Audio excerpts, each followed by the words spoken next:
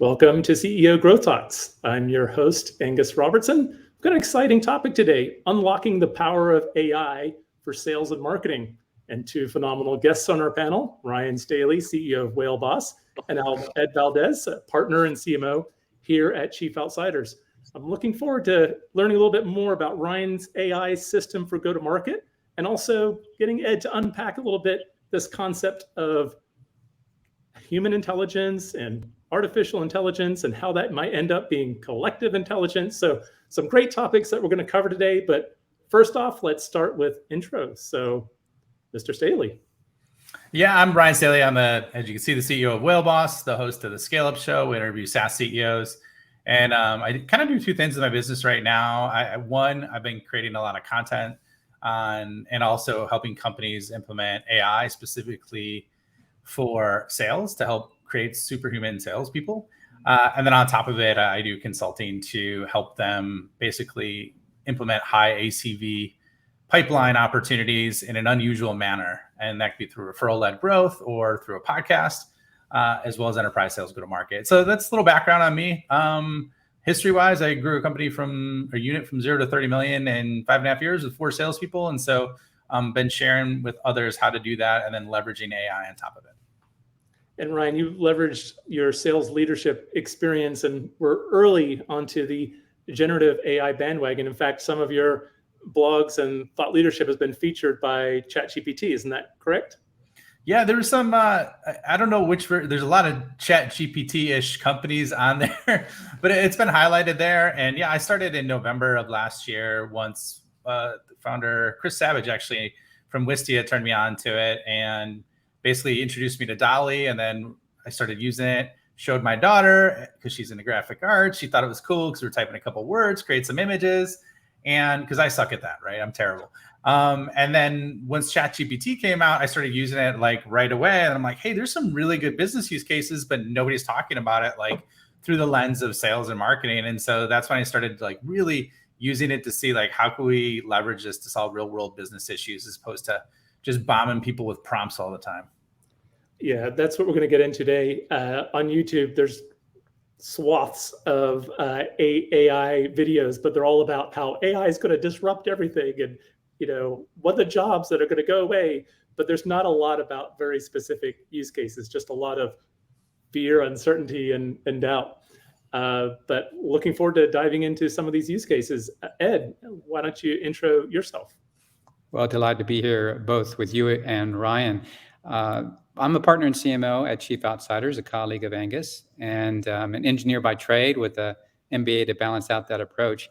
I've been working with a dozen AI firms in the last couple of years and been riding the wave of all that's happening in this world, also being a starter of the generative AI application user, ChatGPT, since last November.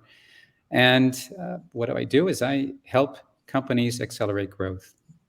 Well, Ed, we're looking forward to some of the examples you're going to share anonymously about how AI is used by some of your clients who are actually AI software companies, AI startups. And as we looked at earlier, I believe in Q1, while overall VC investment is down fairly significantly, it's way up when it comes to AI. I think around 1.6 billion was invested in AI startups from VC firms in Q1, and there's something like 300 startups focused on generative AI from almost nothing a year ago.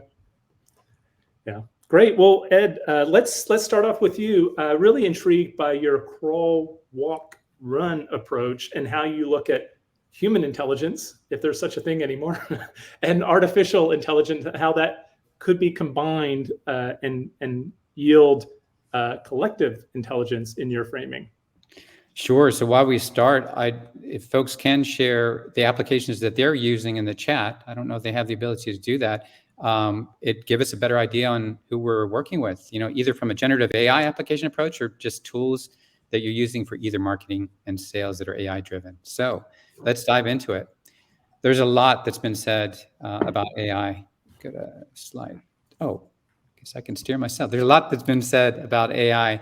And two of the most important quotes that I've come across is from Sundar Pichai, the CEO of Alphabet, who said it's the most profound technology that humanity is working on even more profound than electricity or fire. And Marissa Mayer, the former CEO of Yahoo, said that AI will torch the tech industry, but the strong trees will survive and there will be healthy regrowth. So what we're here to do today is take advantage of what we can learn on how to apply it to our specific businesses. What are the trends that we're seeing right now? The latest poll that was just released last week, a few days ago by Fortune and Deloitte, showed that in one way or another, CEOs are convinced that they can use AI to automate. They can use AI in a generative AI kind of way, or they can evaluate or experiment with predictive AI. And we're going to look at all three ways in which AI can be applied in what Angus was saying in this crawl, walk, run approach. So how do we unlock and unleash AI for marketing? Well, here's a proposed framework on how we can look at things. In a crawl approach, I don't know how many of you are using Bard or ChatGPT, Bing Chat, or Claude 2 from Anthropic, but we can think about starting out with these platforms in generating new content, in doing our market research, or in summarizing very long white papers, because all of them are very well equipped to do that using the large language models and the expertise that AI brings to us. In a walk approach, we could think of what are specific tasks in the marketing funnel that certain applications or tools can be used to automate what we do. For example, Grammarly is something that I tend to use in emails, or just having a quick grammar check before anything that I present is published. And on the run approach, it's going beyond automating things to providing deeper insights that we can take advantage of in the whole marketing process and customer experience. So we're going to look at what are the specific tasks that can be done at each of the stages of the marketing process. So this is kind of a horizontal and vertical framework, but if you think there are a lot of stages that have been defined before in the marketing funnel, but let's talk about these four: awareness, consideration, conversion, and also about retention after a client becomes yours. And then on the crawl, walk, run approach, what I've attempted to do here in the past few weeks is identify, what specific couple of tasks can you do in the crawl phase at the awareness stage of the marketing funnel.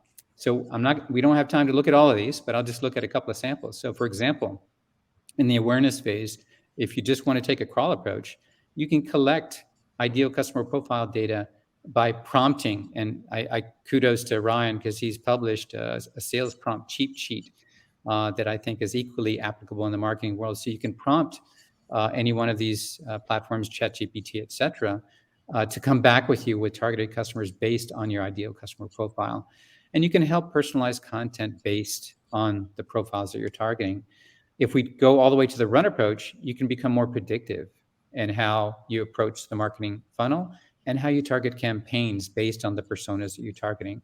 So let's flip quickly to the retention part, because that's equally important, because what you can do there on the retention side is you can identify which clients might be at risk of churn, and then identify what actions you can take to help remedy that and keep that stickiness to your clients and to your platform. So this is an overall framework on how we can look at these three phases, how fast you want to go in your company, and then how you can apply it to each stage of the marketing funnel. So where do the applications come in? And as Ryan and Angus know, this is by no means an exhaustive list of some of the applications. But what I've sought to do in curating a few apps over the past few weeks is say, if you wanted to pursue a crawl approach or medium speed, walk or run, what are some of the sample applications or tools that you can use in each of these phases? So for example, in the walk phase and at the awareness stage, you can use BuzzSumo, Sprout Social to automate social media. And in the awareness stage, you can use Yieldify to help you automate and customize the kinds of campaigns that you want to run for those clients. And the same at each stage of the process. There are applications that you're familiar with, probably like Hotjar Crazy Egg in the consideration phase. And there's some newer ones that have really come out and are innovating in what they do, like Medallia and In Moment on the retention phase, where those applications can actually help you develop customer journeys and customize what you want to have happen in that customer journey to maintain stickiness and improve your retention. And Ed, even in the crawl phase, some initial analysis has suggested that it's possible to have at least a 50% productivity improvement for certain use cases using generative AI. For example, coding, apparently 40% of the code is, using Microsoft Copilot, et cetera, is now generated by AI. I've even experienced it with content and putting SEO pages together, something that would take me days to do, I was able to do in just a few hours. Do you have a particular favorite tool here when you get into the walk or run and a use case that you think is especially powerful? Well, as you know, Angus, I'm a regular user of HubSpot, and some of the later AI tools are still in, I'd say, the draft phase. But when I fast forward, Ryan could probably corroborate this, but when I look at an application like Gong, that not only helps accelerate workflows in the marketing process and sales process, but it reveals deeper insights that can help us understand what are the types of things that can lead to a tipping point of a customer signing on. Mixpanel especially is another one that I've used that can help reveal insights about how product is being used and how you can improve it based on the behaviors of the users of that product. So those are a couple of examples. And Ryan, do you have any favorite use case or tool that you've been experimenting with recently? Yeah, I mean, there's a lot of different ones. Like if we're sticking along the marketing side, and I'm looking on here to see, I don't see it, but for example, Video AI, which is a tool that you could leverage, and I talked about this previously, but essentially, I was looking at outsourcing content creation for example, for something like this, right? It was a webinar, and basically what you could do, I do it with my podcast, but to have an agency do it, it might take $600 and 48 hours to get a few videos back. That tool alone can basically take that video, automatically cut it up, edit it, give you summaries of each clip broken into 1 minute or less clips, and it costs maybe 30 to 50 bucks a month, right? So those are examples or that's one example of a tool that I like to leverage. I mean, there's a lot of good ones on here as well. And what we're starting to see is companies are effectively integrating AI into what they do, or just stacking it on top of it, some better than others. I'm not going to get into the ones that are doing it better than others. However, one of the things that I'm seeing too are just the base model features that a lot of these organizations build their AI from, which is large language models, which is Bard, Google, and Claude. And there's Bard, ChatGPT, and Claude, not Google. Google is Bard. So effectively, they all have different strengths and weaknesses for those different tools. So for example, if we're leveraging Bar, which is Google's AI engine, it's free. You can effectively get real world research by copying a link and asking for insights and have it summarized, whether it's a company page, whether it's a LinkedIn profile. And then, Claude actually is really good at much larger documentation. I just started using it because Claude 2 was released last week. Very impressed with that. And then last but not least is ChatGPT. It's gone back and forth because they had issues with people leveraging the browsing feature. I guess people were manipulating it so that it went behind paywalls. And so OpenAI was in some issues with that. However, there's a really some amazing workflows that you could leverage through stacked prompts or stacking plugins, which is something where effectively was able to summarize a video, create written content, then create a video tweets, as well as an audio clip of it, all in one prompt by stacking 3 plugins. So those are other examples that are kind of outside of this. And all those tools are free to use. ChatGPT for plugins, you got to upgrade and pay $20 a month, but it's very, very economical. I really like the suggestions. And in fact, before I consider this final, at least for today, I hear you saying that I should add some of the LLMs, and certainly video.ai. I'm definitely a fan of them as well. So thank you. Well, Ed, I love this. I mean, I love these slides. You're kicking my butt because I did not have like a very clean crawl, walk, run slide, because I was going to mention a couple of things that were hyper tactical. But I love this, man. I love the visual of this. This looks amazing. So we're definitely going to have to collaborate on this. I love what you put together, though. Love to. Well, that's what's so exciting about AI is weekly, daily, things are changing. And so this ongoing conversation is really important right now because it is changing how business runs. So now's not the time to have the head in the sand. But Ed, you've taken this framework a little bit further and started to build out a maturity model that represents some of these key fundamentals you described here. Yeah, I don't know if you wanted to touch upon that. Is now a good time?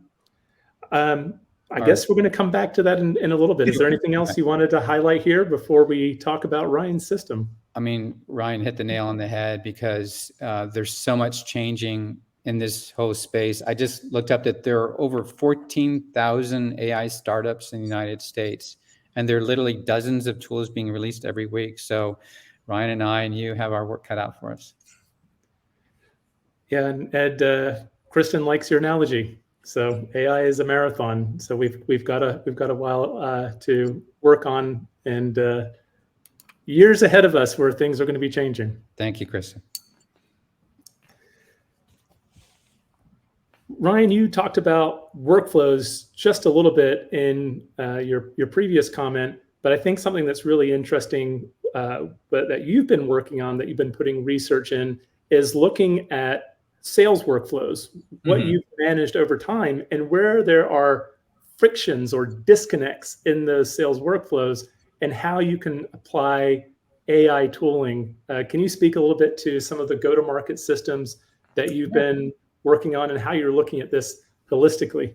Yeah, no problem. So Angus, I've been going on a lot of podcasts lately. I've been getting asked to speak a lot on this because marketing, I think, is a little more advanced in this than sales, because of the fact that I think marketing has, as a whole, right? And then I'm speaking in generalities, but marketing has a tendency to embrace tech a little bit faster than sales does, and like to leverage it and then use the hell out of it, right? At least from what I've seen. I don't want to say abuse it, but use it aggressively. Let's put it that way, right? And so I think marketing is ahead of sales. And so, kind of what I've seen is like, there's ways to use this within other tools. And I'm not going to do that because what I'm hearing is, on average, organizations might have 12 to 15 tools, and they're only using 3 or 4 of them effectively anyways right now on the sales side. So one of the things I was looking at is like, okay, how could I leverage something that's free and create significant value for the sales community from it? And I kind of look at it through 3 lenses right now, right? And this isn't talking about buying another tool. This is like, let's look at what's given to us now at this stage in time, and how can we leverage it? And there's a lot of other areas and use cases, but these are the top 3, right? And so these are turning basically hours into minutes, right? Workflows that would take hours, maybe sometimes 8 hours, into 20 minutes. Another one would be decades into days, right? And so that's taking acumen and understanding of the psychological workflows, triggers, KPIs, how they're evaluated of buyers, and then compress that into minutes by asking, or days, by taking understanding that it took me probably 10 years of meetings to truly understand it. And if you ask it the right question, it actually spits out really good details on it.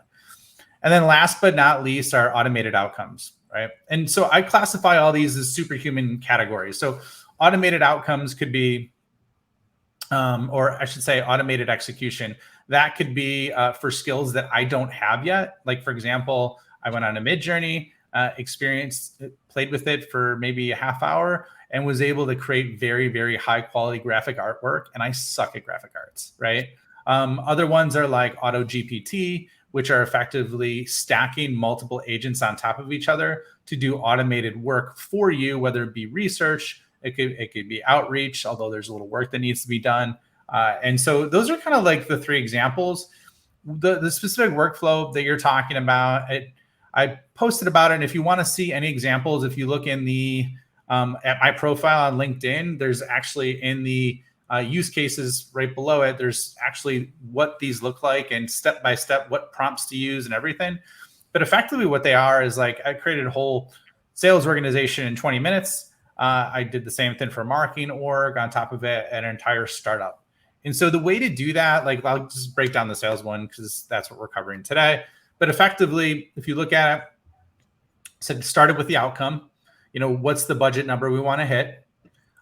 This is how many people I have trying to do that. So then it broke it down into what do they need to do on a quarter or annual, monthly, quarterly basis, and even daily basis in terms of activities to make that a reality.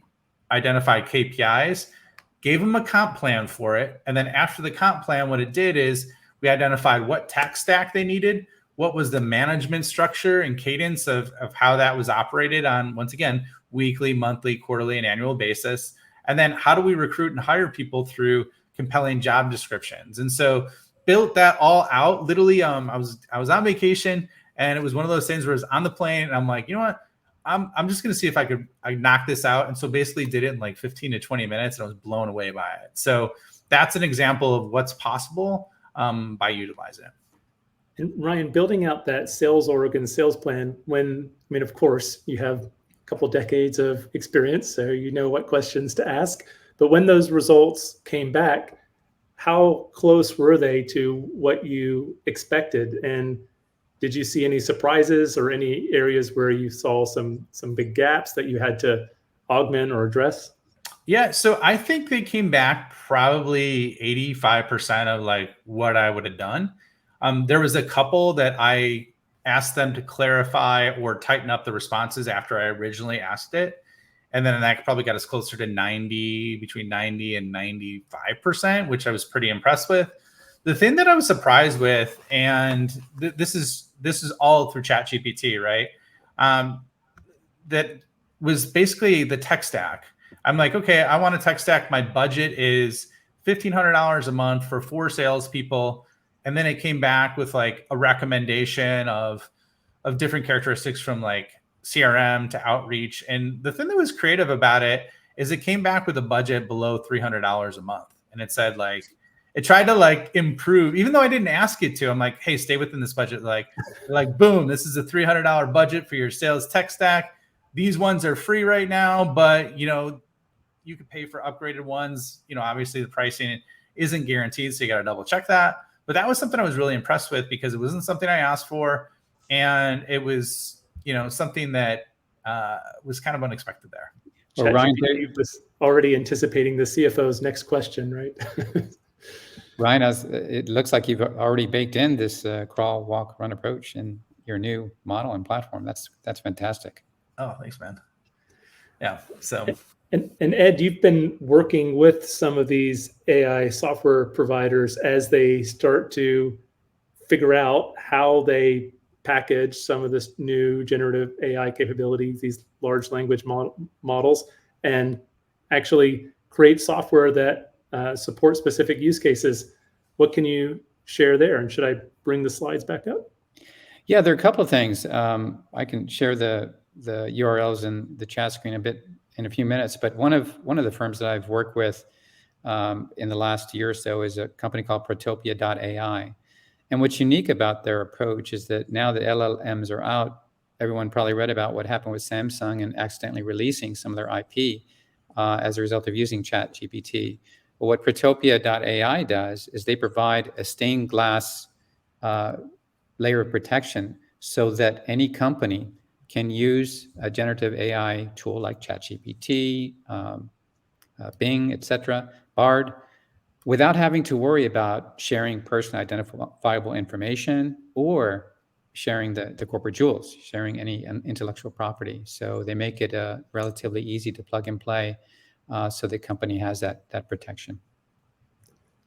IP is a real concern right now, and it's going to be interesting to see all that shakes out. Did you see what happened with that? Like where there's people suing ChatGPT right now, and then someone, I think it was Sarah Silverman, the comedian, yes, and then a couple other authors. And so there's somebody else doing the same. I think it was the Daily Mail was doing the same with Google. So it's going to be interesting how that shakes out, because effectively, if you think about it, they just tore everything off the internet and put it in, a training model to do that. So I don't know. I think it's going to be interesting to see what happens there.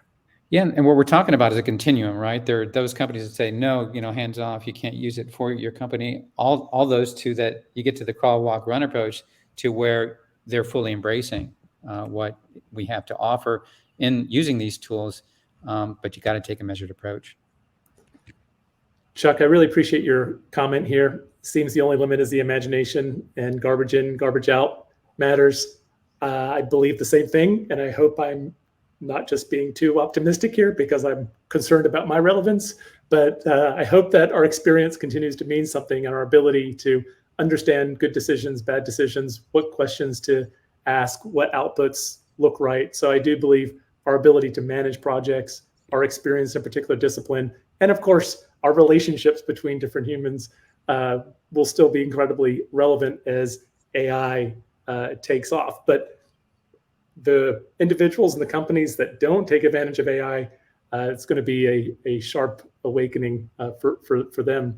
Ryan, there's a question here on using the sales org template. Given your sales expertise, how do you sell somebody on how AI is drawing upon the information to generate its insights, fueling its recommendation, and that it's not just a bunch of templates?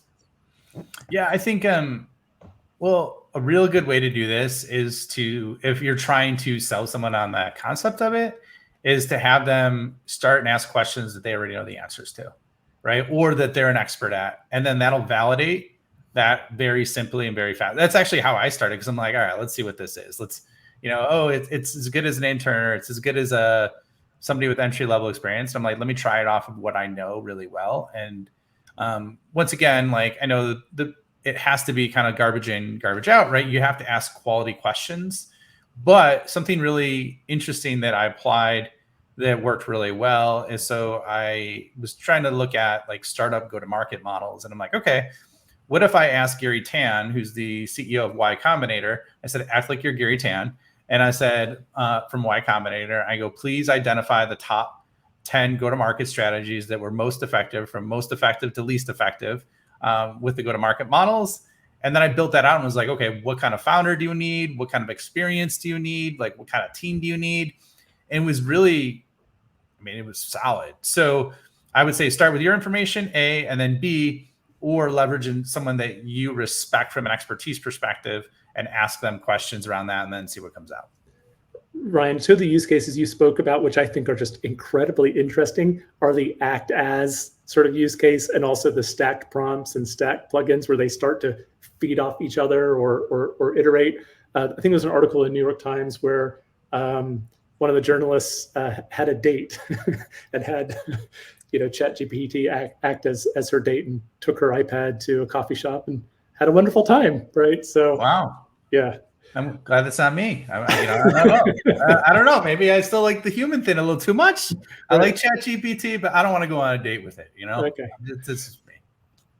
Well, Ed, as we were talking about earlier, you've started to incorporate this crawl, walk, run approach into an actual maturity model. Can you speak about that a little bit? Sure. I know we only have a few minutes left, but I know that what we're all talking about here, it's important to understand how we can get it to the implementation phase, right? You can sample tools as you like, but what I've attempted to show here, and this is adapted from a Harvard Business Review article, is how can we apply AI relative to the relationship level that your business has with your clients, and then on the horizontal axis, what is the process maturity, right? Is it ad hoc, formal, agile, going all the way up to customized? And as you think back, flash back to the approach that I mentioned right here about the crawl, walk, run, AI can be used to accelerate, automate, or augment. So this is how I've applied this framework, so that if you're on the lower end of this chart, you can use simple AI, right? Like generative AI and chatbots to accelerate tasks. You're in the middle, where you're getting to the formal agile mode, but you're approaching your business as a solution consultant or as a strategic collaborator. You can work on the automation part of AI and the benefits there. And on the higher end, how do you augment human intelligence? That's the HI there, so that we take advantage of the deep insights that we couldn't imagine doing with reams of information, but that AI can do for us, for predictive analytics and for customizing the journeys that we want along the way. Finally, there are a few do's and don'ts when it gets to implementation phase. We don't have time to get into all of them, but the important points I'll point out on the do's is using AI in your business really starts from the top, right? Whether it be C-suite, your senior executives, or if you have a board, those are the folks that need to set the strategy, and you need to make sure that you start small, generate some quick wins and make sure that you get that buy-in. On the don'ts, as Angus and Ryan were saying, you don't want to wait. If you stand still, you'll be left behind. And make sure that you don't overpromise and under-deliver, because how you implement AI makes a difference. So start small. And most important, stay away from those functional silos. Make sure that there's collaboration along the way. Fantastic. Thank you, Ed. And just one last question for you, Ryan, before we wrap up. I love your approach where you think a lot about outcomes. Can you describe how you can use generative AI and really continue to have that focus on outcomes? And what are the 3 outcomes you prioritize? Great question. I think, and I'm going to run a little pivot here. So this is building off what Ed just did, right? So I think outcomes that you could have for your team. So I'm going to give you something that you can immediately walk away with, like today, no matter if you're in marketing and sales, and apply it like instantly. And so here's what I would say are probably 3 or 4 things you could do. So step 1, show your team what's possible, right? The reason why most people don't do anything is because they don't know what's possible and they're overwhelmed because there's so much noise on it. So have a team meeting, show them what's possible. Basically take the time, look at Twitter, follow some AI influencers, look at some content that I created, other content. It doesn't have to be me, you'll see it. So that's step 1. Show them what's possible. At that meeting, task them to look at and spend an hour during the next week of something that they could apply AI to do with their job, right? And come back with 1 to 3 use cases that they thought are the most valuable. Step 2, have your team share and present all those to the group, right? At the next following meeting, it needs only an hour. So this is 2 hours we're talking about. Step 2, have them present all of that. Then what you do is you stack rank and identify the most valuable use cases and implement that as a process organizationally for your team. And step 3 is keep doing it. Do it every week, right? And keep iterating from it. Before you know it, if you do that, you will stack and compound so much value in your team because your largest expense is labor. So if you do that and execute that, what you're going to see is exponential returns that'll stack. We're not talking like 1% improvements. We're talking 10% improvements for every kind of process you implement at the minimum. And so over the course of a year, you'll have people acting like superhumans with the ability and work that they'll be able to do in the time frame. So, Ryan, you summarized in 2 minutes what I attempted to do in 10 slides. Kudos. Kudos. Thanks, man. Good combination. Well, thank you, Ryan, and thank you, Ed, for both joining today and sharing your insights and some of your best practice and use cases. So if our audience wants to get in touch with you or learn a bit more about your methodologies, Ryan, how can they find you? Yeah, go to my website, ryanstaley.io. I have a newsletter called Superhuman Revenue that I just started where I share all these workflows weekly straight to your inbox. Or if you don't want to wait, check out my LinkedIn profile and I create content often daily for that with a lot of AI integrated in that. So those are the best ways. And if you like to listen, then listen to the Scale Up Show. It's a podcast. Great. Thanks, Ryan. Ed, how do folks reach you? Sure. Connect with me on LinkedIn. Just shared my profile, or I've provided the email at Chief Outsiders, so just evaldez@chiefoutsiders.com. And you can believe that I'll be following Ryan and what he has to say. Well, thanks again, Ryan, Ed, and thanks everybody for joining us today and your questions. Look forward to our next Chief Outsiders Growth Talk on the topic of AI. Until next time. Thank you, guys. Thank you.